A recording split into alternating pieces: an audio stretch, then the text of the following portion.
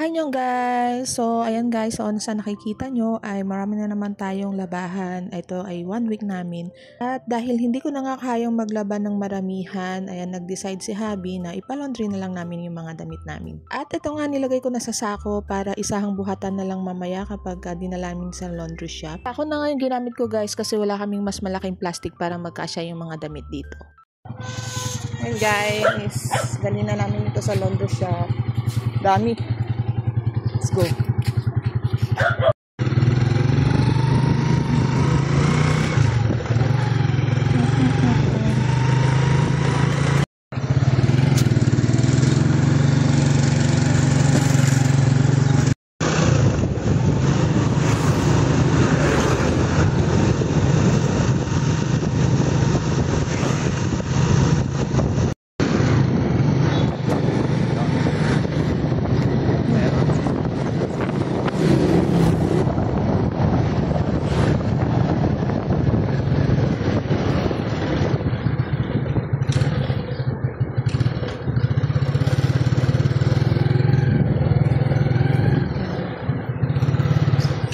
Ay, dito.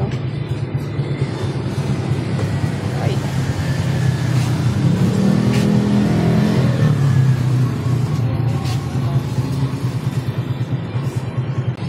Gusto na mo kaya lang pwede makuha. Oh. Walang kumot. May isang maliit na tuwalya lang. Maliit lang. Apo. Wala. Ay, lagay po dyan. Iwan naman. Dito.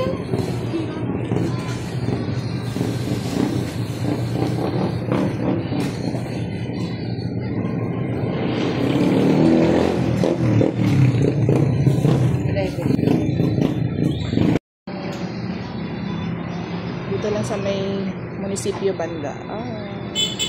Iniwan na muna namin guys. Balikan namin mamaya.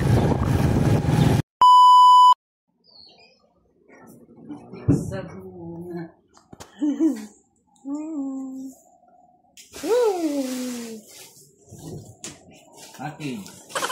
Package. Dumating na yung aming package.